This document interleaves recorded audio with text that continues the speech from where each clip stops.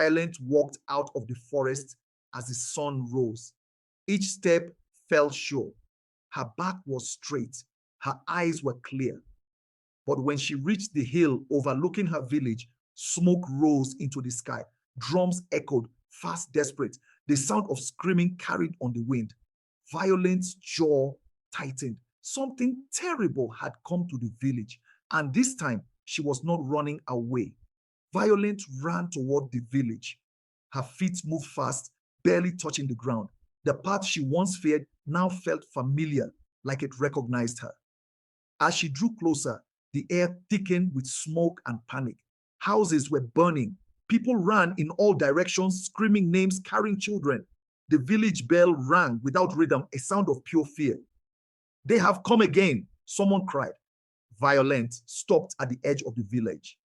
Armed raiders poured in from the far road, faces covered, blades flashing. The village warriors stood their ground, but fear weakened their arms. One warrior fell, then another. Violent stepped forward. A man grabbed her arm. "Woman, run! This is not your fight!" She pulled free. "It is!" She picked up a fallen spear. It felt light in her hands. Her body moved before her mind could doubt. Before we dive into the story, please subscribe to Tales African by Mary. Like this story, leave a comment, and share it with your loved ones. Violent was dragged out of the house. Blood ran down her leg, warm and sticky. Her stepmother's grip was tight, fingers digging into her arm like claws. The night was too quiet, as if the village itself had decided not to hear her pain. "Get out!" the woman shouted, pushing her hard. "You are bad luck. You have always been." Violent fell to the ground. Her head hit the ground, and stars burst in her eyes. She tried to stand, but her body refused. Hunger, beating, and long days of work had already taken their toll. Neighbors watched. Some whispered. Her stepmother spat near her feet. "If you die out there, don't haunt this house." The door slammed. That was how Violent became nothing. She lay there for a moment, listening to the sounds of the village she once called home. Life continued, just not for her. Violent forced herself up. Her father was dead. Before his burial dust even settled, her stepmother's love turned to poison. Food became scarce. Smiles vanished. Every mistake became a reason to beat her. She had learned early that silence was safer than speaking. Tears only invited more pain. Now, silence was all she had. Soon the village paths faded. Tall trees rose ahead, the forbidden forest. Everyone knew its stories. They said the forest swallowed the weak. She laughed softly, a broken sound. "So this is my choice," she whispered. Her legs shook as she stepped inside. The forest air was colder, thicker. Strange sounds moved between the trees. Snaps, whispers, low growls. Branches scratched her skin like they wanted a taste of her blood. Violent stumbled. Her strength was almost gone. She fell. The ground was damp. Leaves stuck to her face. She tried to rise again, but darkness crept into her eyes. Her breath became shallow. "This is where I die," she thought. Just as her eyes began to close, she felt it, a presence, not human. The forest went silent. No insects, no wind, nothing. Violent opened her eyes slowly. She was not alone. Something stood in the shadows, watching her, and it was moving closer. Violent tried to scream, but no sound came out. Her throat was dry, her body heavy. "Please," Violent whispered, though she did not know who she was begging. A stick snapped. The figure stepped into the moonlight. It was an old woman. Her back was bent, her hair white and wild like cotton. Her eyes, however, were sharp and bright, glowing in a way that made Violent shiver. She leaned on a carved wooden staff, its surface marked with strange symbols. "You are far from home, child," the woman said calmly. Violent tried to crawl back, but her strength failed her. Tears rolled down her face. "I don't have a home," she said. The old woman studied her wounds without touching her. "The forest does not take everyone," she said. "It only takes those who give up." Violent laughed weakly. then it will take me. Instead of smiling, the woman sighed. She turned and began to walk away. Follow me, she said, or stay and let the night finish what humans started. Violent stared at her retreating figure. Staying meant death. She pushed herself up and followed, stumbling like a newborn calf. They reached a cave hidden behind hanging roots. Smoke drifted from inside. You will rest here, the woman said. Inside the cave was warm, dry. Herbs hung from the walls. A small fire burned without smoke. The woman cleaned Violence's wounds with bitter leaves that burned, then wrapped them carefully. Why are you helping me? Violence asked. The woman did not answer. She only watched the fire.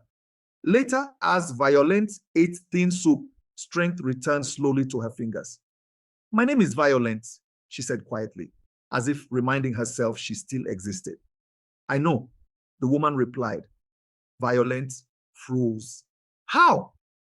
The woman's eyes met hers. The forest hears names spoken in pain.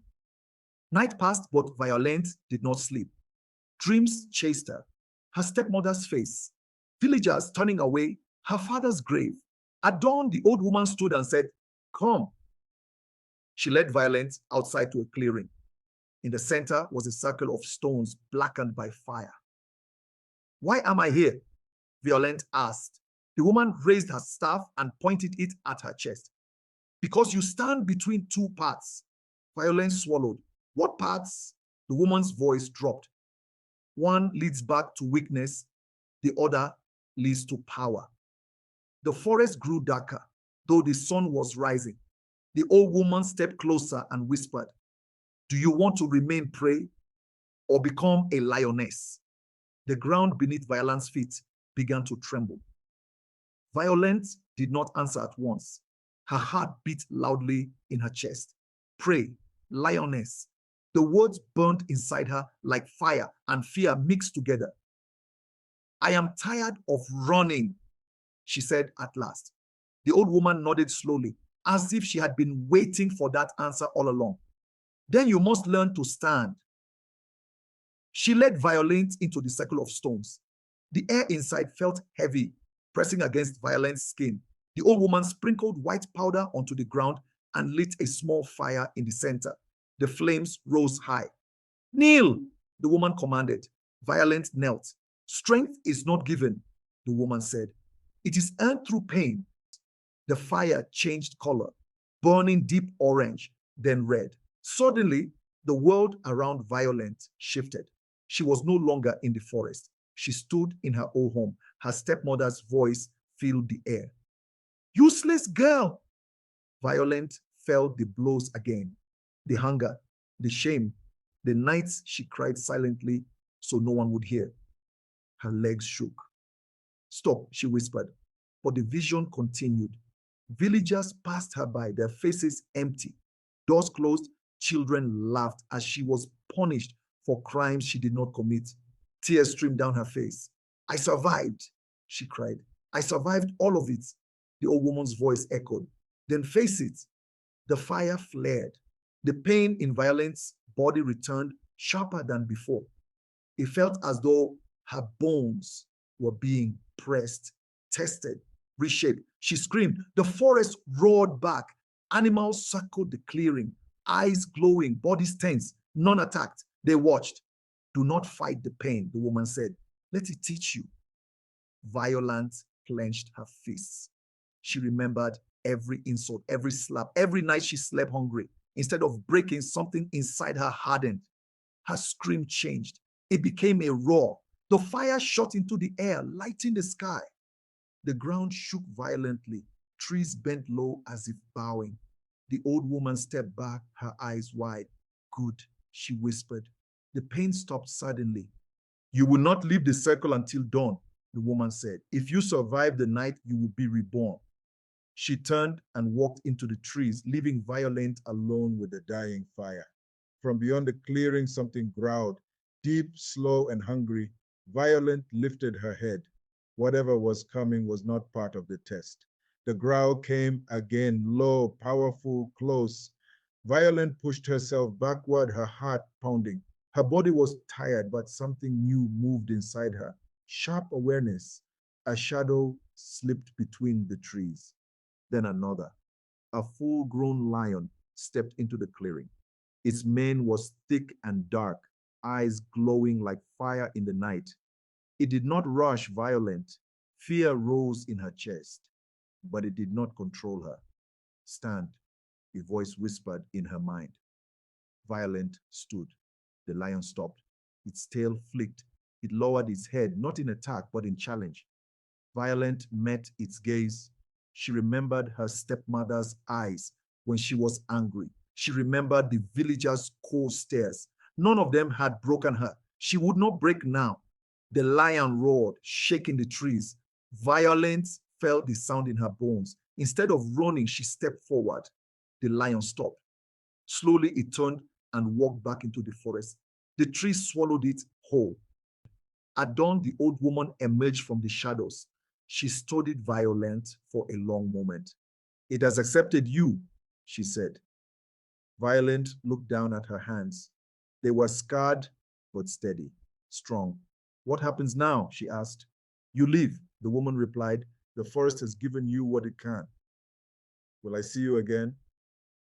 The woman smiled faintly. When you no longer need me. Before Violent could speak again, the woman turned into mist and disappeared. Violent walked out of the forest as the sun rose. But when she reached the hill overlooking her village, smoke rose into the sky. Drums echoed, fast, desperate. The sound of screaming carried on the wind. Violent's jaw tightened. Something terrible had come to the village, and this time she was not running away. Violent ran toward the village. Her feet moved fast, barely touching the ground. Violent stopped at the edge of the village. Armed raiders poured in from the far road, faces covered, blades flashing. The village warriors stood their ground, but fear weakened their arms. Violent stepped forward. A man grabbed her arm. Woman, run! This is not your fight. She pulled free. It is. She picked up a falling spear. Violent charged. She shouted, a deep, commanding sound. The raiders hesitated, surprised. She struck fast, knocking one man down, disarming another. She moved with speed and purpose, not wild anger. Villagers stared. Who is she? Someone whispered. Violent fought like she had nothing left to lose. She protected children, pulled the injured to safety, and stood where others fled. The raiders began to retreat. Then she heard a scream she knew too well, her stepmother. Violent turned. The woman stood trapped near a burning hut, surrounded by two raiders. Her proud face was twisted with terror. Their eyes met. Recognition hit like lightning. Violent, her stepmother whispered. The raiders raised their weapons. Violent tightened her grip on the spear. She could save the woman who destroyed her, or she could walk away. Violent did not hesitate. She lunged forward, her spear slicing through the air. One raider fell before he could strike. The second turned to run, but Violent was faster. He hit the ground hard and did not rise again. Silence spread around them. The fire still burned, but the danger was gone. Her stepmother collapsed, shaking. She stared up at Violent like she was seeing a ghost. I thought you were dead, she whispered. So did I, Violent replied. Around them, villagers gathered, faces filled with shock. Murmurs rippled through the crowd. She fights like a lioness, someone said. The word spread quickly. Lioness. Village Lioness. The remaining raiders fled, dragging their wounded away. The threat was over. The village elders approached Violent with bowed heads. You saved us, the chief said. We failed you. Violent looked around. She saw guilt in their eyes, fear, shame. Her stepmother crawled closer, tears streaking her face. Forgive me, she begged. I was cruel. I was blind. Violent felt the old anger stir. The memories pressed against her chest. Hunger, pain, rejection. She raised her spear. The crowd held its breath. This was the moment everyone feared. Would the lioness kill? Violent closed her eyes. Slowly, she lowered the spear. I will not become what hurt me, she said. The crowd exhaled as one. The chief nodded. Then lead us, he said. Teach us strength without cruelty. Violent turned to face the people. I will stay, she said, but things will change. A drum beat once, then twice. The village gathered at sunrise. She stood before them, tall and steady. I was once weak, Violin began, not because I had no strength, but because I was alone. Mamas moved through the crowd. You watched me suffer, she continued. Some of you felt sorry for me. Some of you were afraid to speak. The elders lowered their heads. Violent turned to her stepmother, who stood trembling. Cruelty does not die when it is ignored, she said. It grows. Her stepmother fell to her knees. I accept whatever punishment you give. Violent shook her head. Leave, she said, and change. Violent became the village protector, not through fear, but through fairness. She trained the young. She guarded the borders. She listened. People no longer called her rejected stepdaughter. They called her the Village Lioness. And whenever the drums warned of danger, Violent stood first. Moral lesson. Those who crush the weak create a strength that will one day judge them. Kindness builds peace. Cruelty only gives birth to lionesses.